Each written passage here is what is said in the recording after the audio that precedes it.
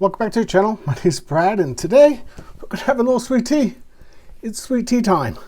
So, number one, I'm going to put a blooper at the end because I started sweet tea time without sweet tea, and you should see my reaction. I'm going to have to edit out the bleeps because it was like, I can't have sweet tea time without sweet tea. So those new to the channel, and there's a lot of them.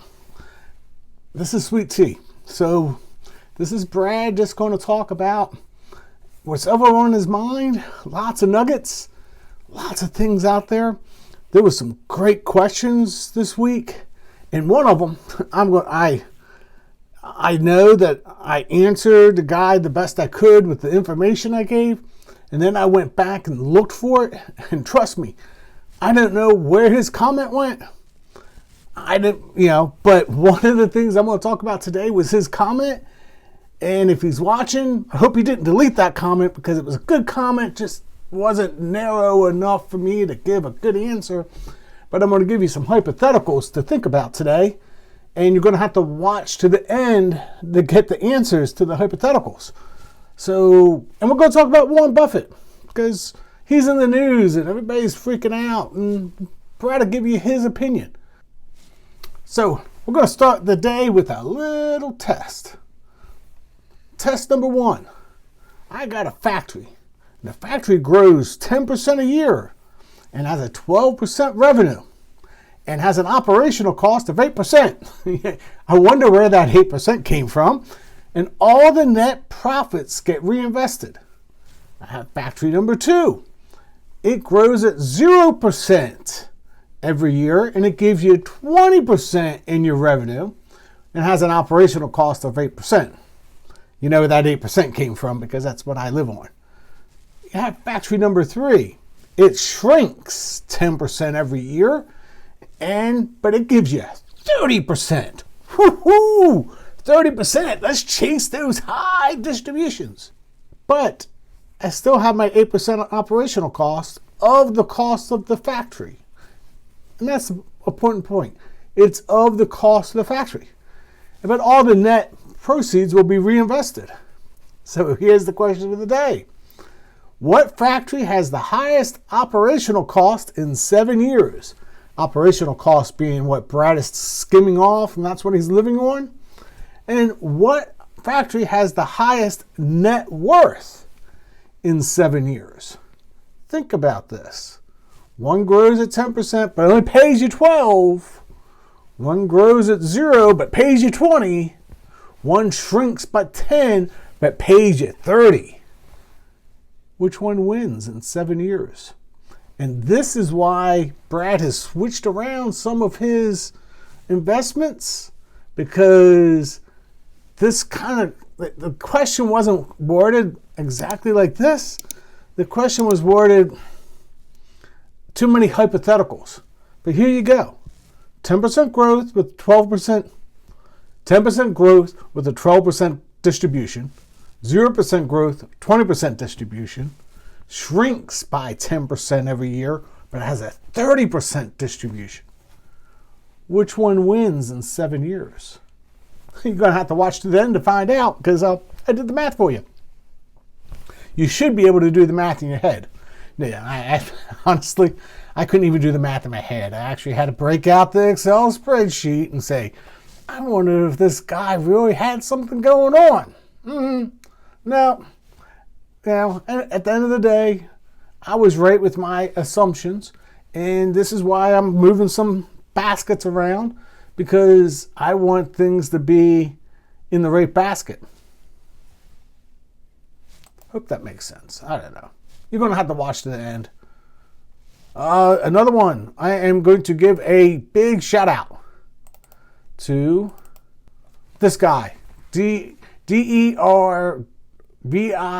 Capital, telling me about CLOZ. Don't remember if it was him or not. I know somebody told me to take a look at it, right? But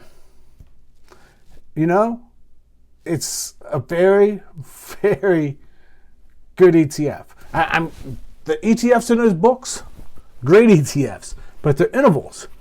And getting in and out is going to be difficult. Where this ETF, you should be able to buy on the open exchange and get in and out of fairly quick. So shout out to him, right? I'm going to give him credit.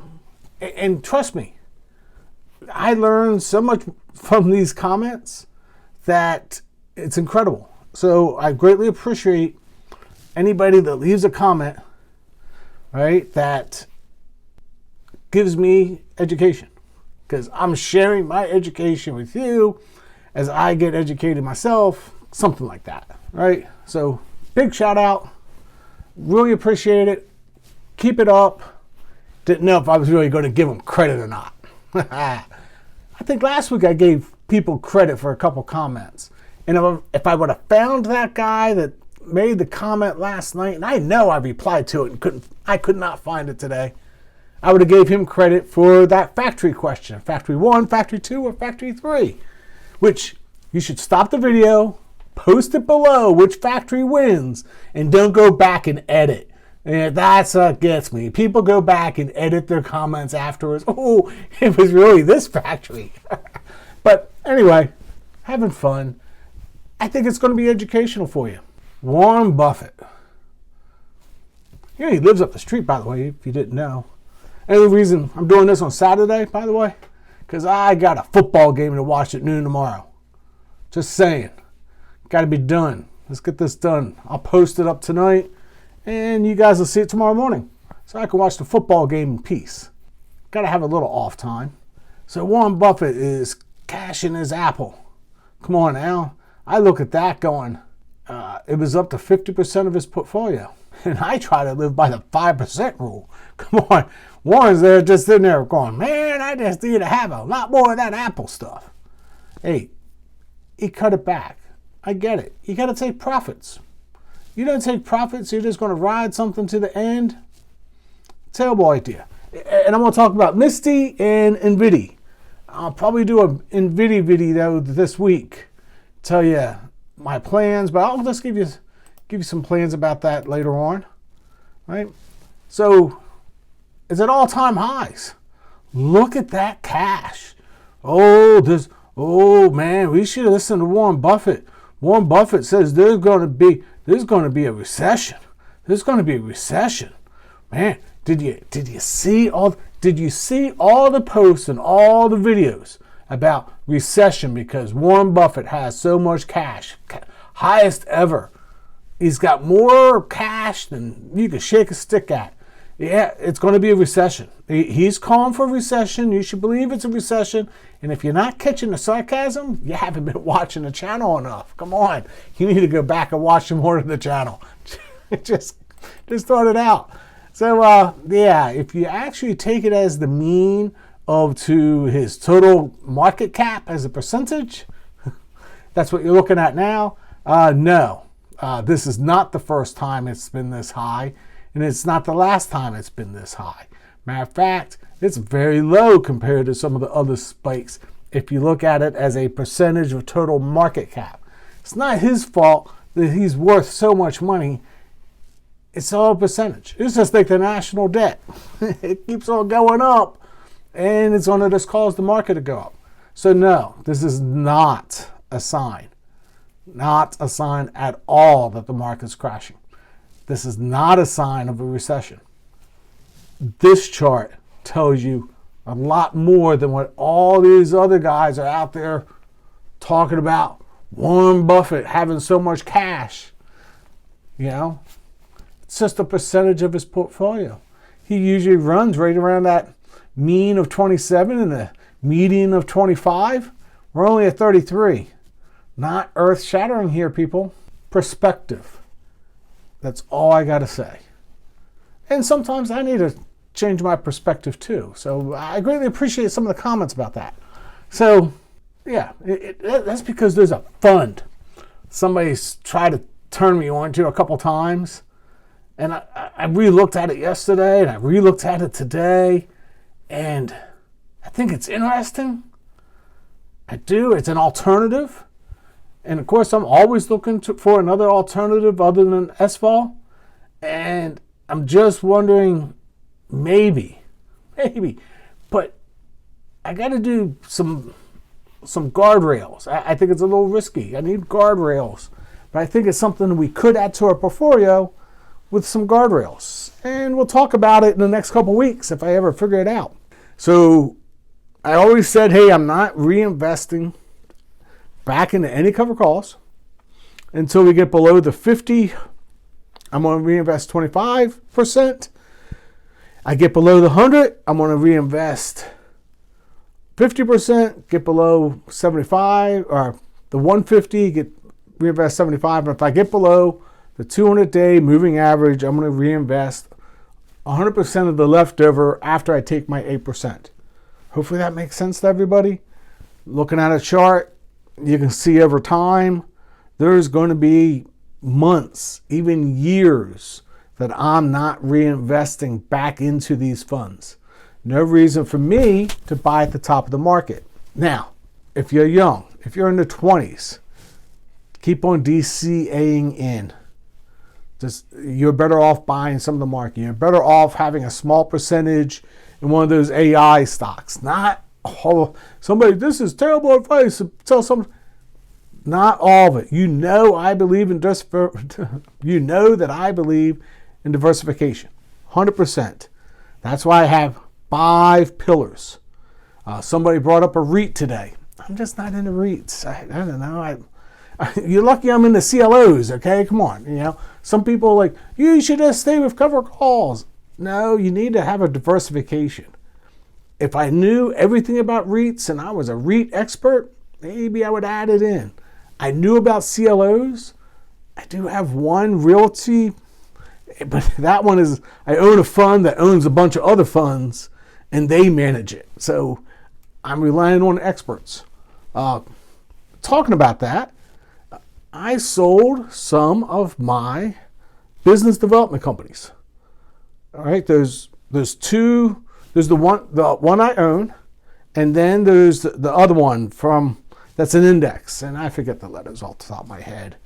But I sold all my business development companies, and I put all the money into the index because I can't manage everything to be on top of all the business development companies. I'm going to have somebody manage it for me.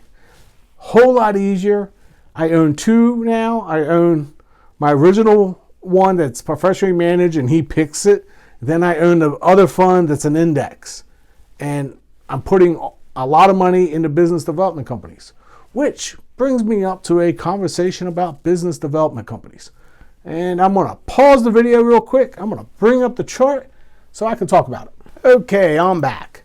So I'm going to leave a link to the article. You can go read about this. They're saying, hey, credit is a little rich right now. Business development companies are trading only slightly above their historic valuation over time. You can go back and look historically how they have been priced, and these guys do a really good job. If you don't subscribe to the blog, you should. It's free. I really want to subscribe to their service because I think it brings value to you.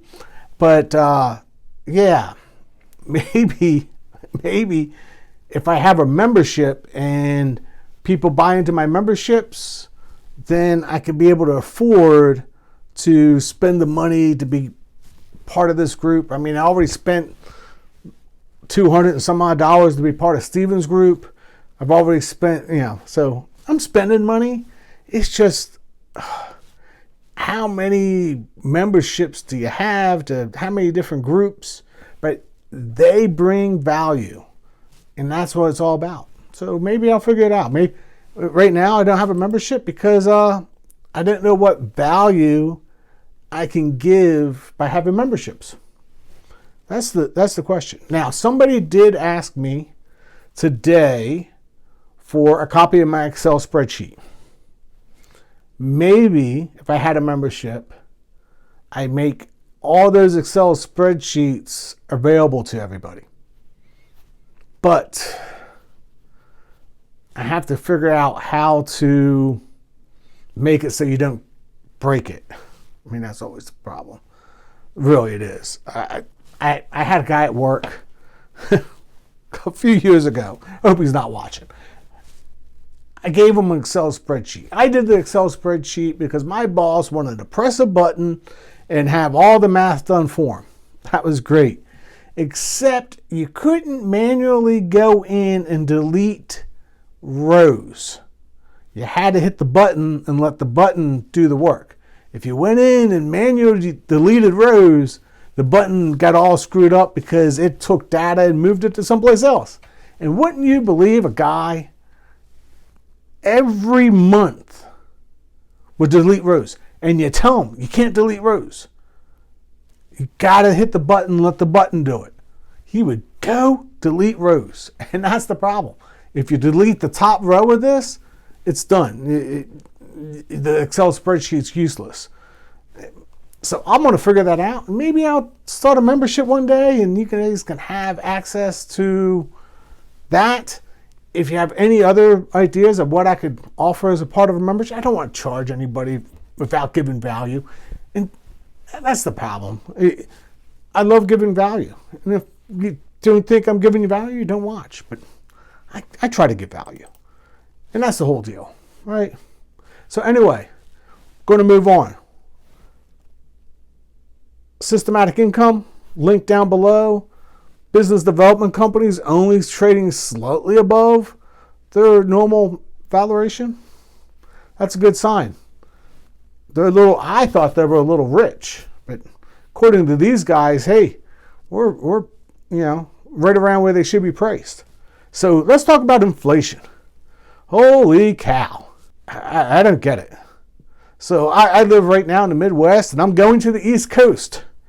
So I look at this going, average grocery bill. Who can afford groceries in Alaska and Hawaii? Woohoo! $270 would be about the average. And it's just my wife and I.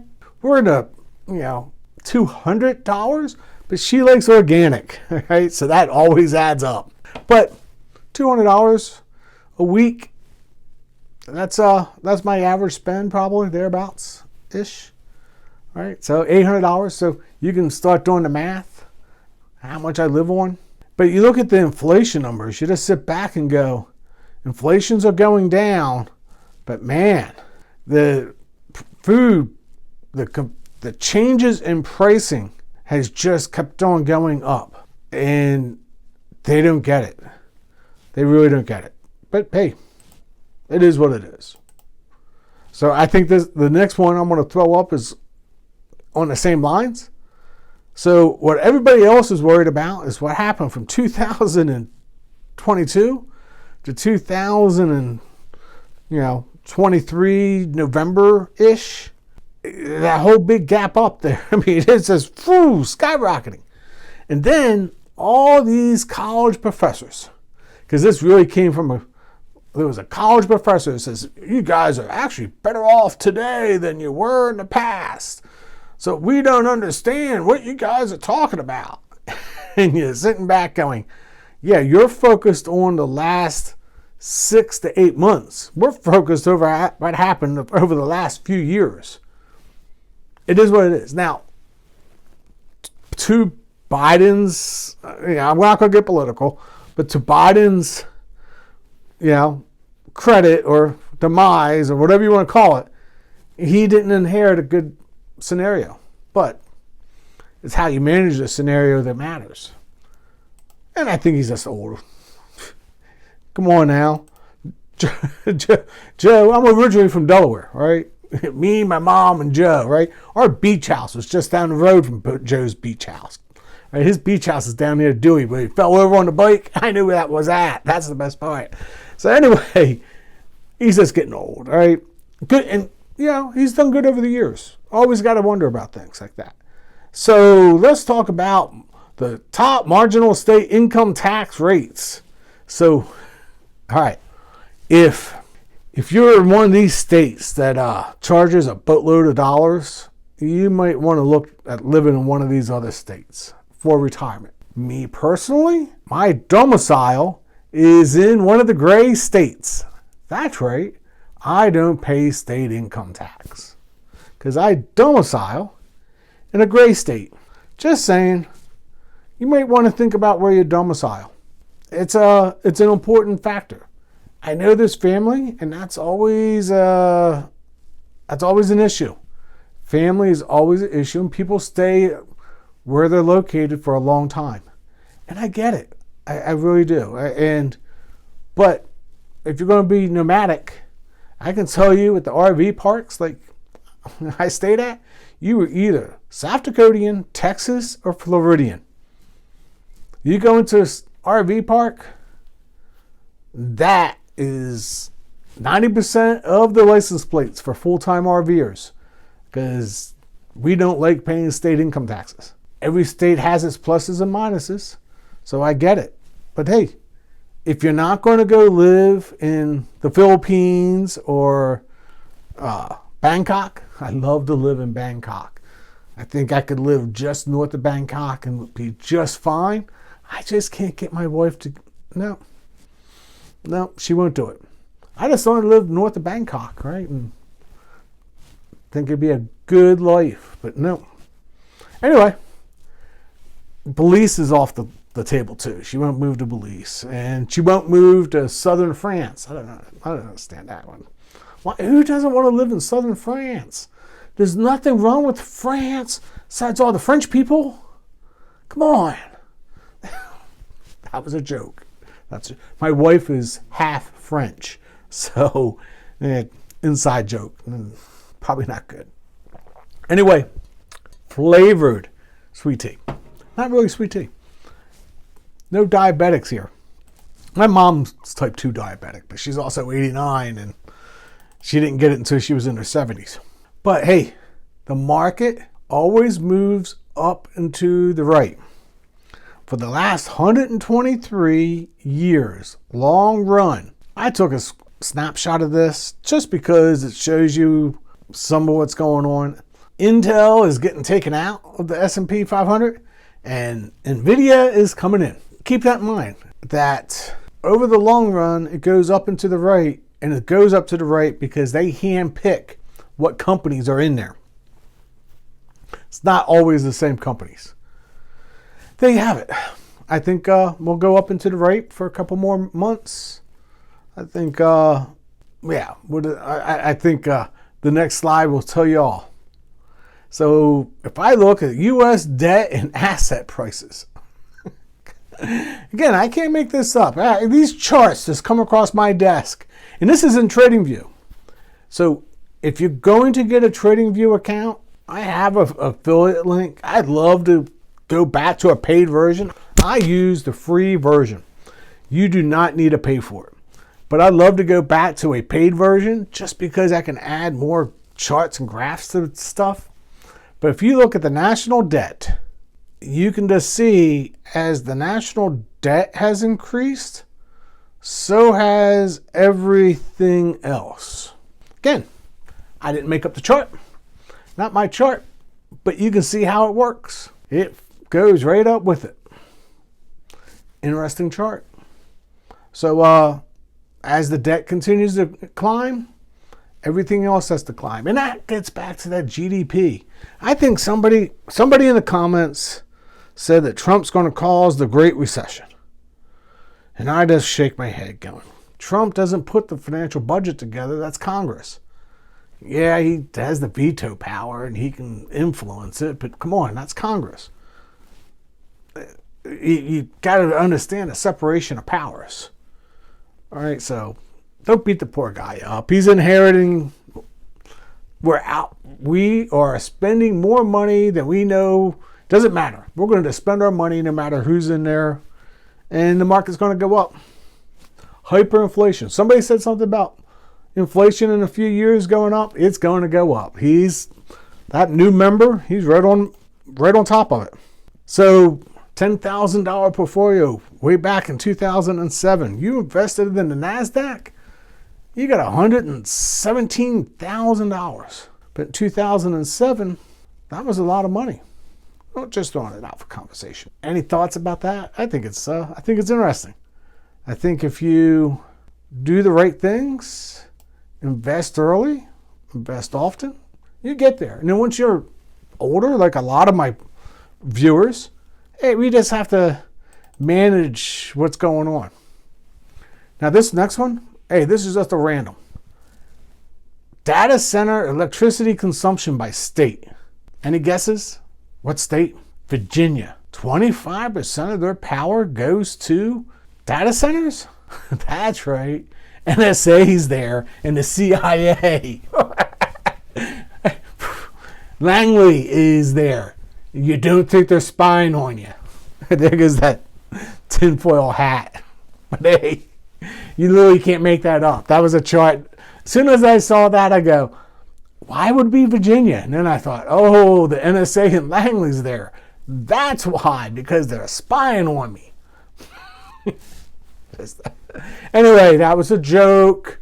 Don't contact the CIA. I remember my niece got married, and we knew one of those guys was showing up. And the funny part is he sat at my table, and I had identified him before he sat down.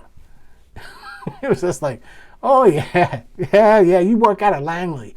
And then by halfway through the dinner and everything, they finally, they were talking to me, and they finally asked me who I was. And I was like, well, the bridesmaid is my daughter, and the bride's my sister's daughter. So I'm Uncle Brad. And the guy was like, oh, you're actually family. You're not a waiter. Because I went around, I literally had to go around all the tables and put all the lights on. And they actually thought I was working. But no, I had to help my sister out. Anyway, talk about the election. So, one thing I will talk about, semi-political, and this is just my thoughts on certain things. The state of Pennsylvania. The state of Pennsylvania went to Trump for one reason. Really, one reason alone. Bird in hand. How can you mess around with bird in hand? Now, I've been to Bird in Hand. I purchased stuff from Bird in Hand. So you made them mad. And those people are the salt of the earth. Most of the time. I can give you stories. But they're the salt of the earth.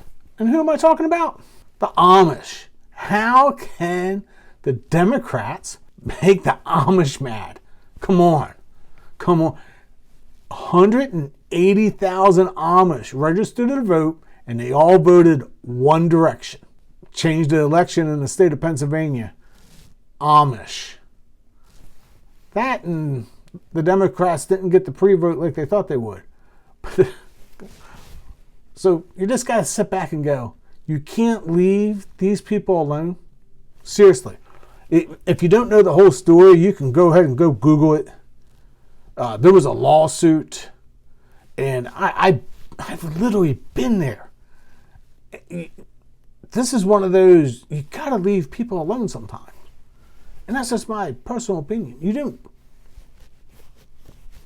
Sometimes you don't go into somebody's house and, I know, I need to get off the political stuff. But the Amish, don't make the Amish mad. They will rally. 180,000 Amish voting for Trump.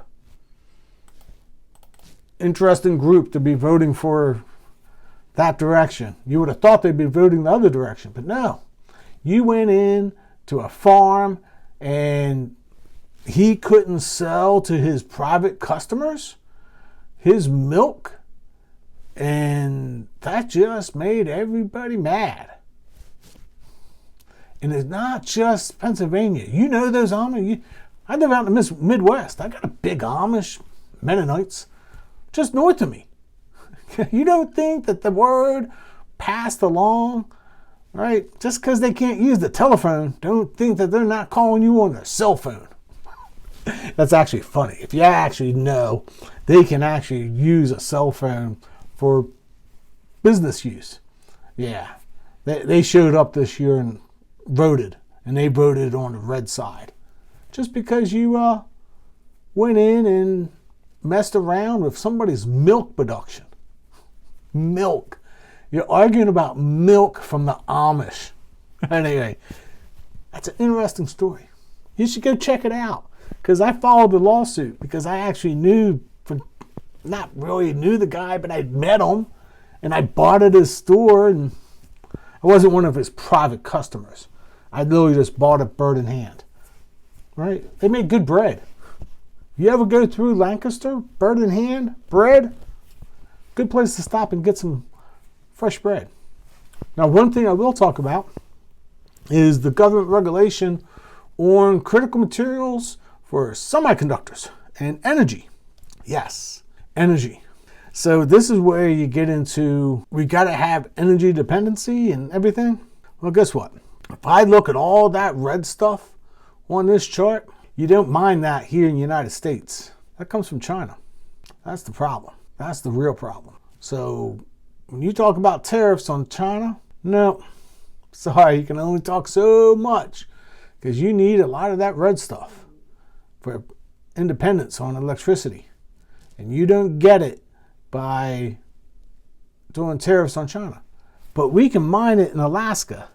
But the last guy couldn't mine it in Alaska. There's also a huge mine in California. I'm just going to say, I'm going to laugh, because you're not mining in California, because there's no way. Matter of fact, it's so bad in the RVs. I don't know if you're following this, but you're not going to buy an RV, a diesel pusher, one of the big Class A's. Against the law to buy it in California. Say what? Come on. You're literally taking away the American dream, and you think this is going to continue to go on forever. No, you can no longer buy a diesel pusher in the state of California. Well, the new ruling in the near future is going to outlaw the diesel pushers in the state of California. And there's 5 other states that run right along with it. So if you're thinking about becoming an RVer and you haven't, and you're going to buy a diesel pusher, you ain't buying it in the state of California, I can tell you that much. Anyway, I think that's about it for the sweet tea this week. I lost a little access to one of my sources to give me information, but I get it back next week. The whole transfer thing, it's the whole thing about shifting your life around and getting ready to go back on the road, and things get lost. And anyway, I'll have it back next week. Hopefully this gives you enough nuggets, stuff to think about. CLO investing, I think you should take a look at it. And there's more CLO to come along. I'll be talking about it more over the next couple of weeks, but I'm going to talk about other stuff. I'm going to go back to some of the cover calls. So NVIDIA, in Misty, as soon as I get 100% of my money back, what I originally invested, I'm taking my original investment out, and I'm only going to put 50% back in and call it good. Take 50% of the distributions every month. It's their money. And it became their money within a couple months. How can you just let it compound? It becomes your money? It's house money. Then you can live off of it. Who cares if it goes to zero? Because I got all my money back, all my original investment back. That's how it works. That brings me back to the original question. Original question was Factory 1 that grows 10% a year but only gives you 12% back. Factory 2, no growth, 20%. Juicy distributions. Factory 3 shrinks 10% but gives you 30. 30! Which one in 7 years is worth more and is giving you more of that 8% that you need to live on every month? Answer? Factory 1. 10% growth and 12% a year. So the lowest one giving distributions. Lowest one. So sometimes the highest distributions isn't the best. The lower distribution, this goes back to the curve and some of these others. They're giving the correct distributions. Charts up on the table, up on the screen here. You can see the numbers yourself. But at the 7-year mark, 10% growth with 12% returns outpaces the other two. Now, let's face it, the other two were not losers.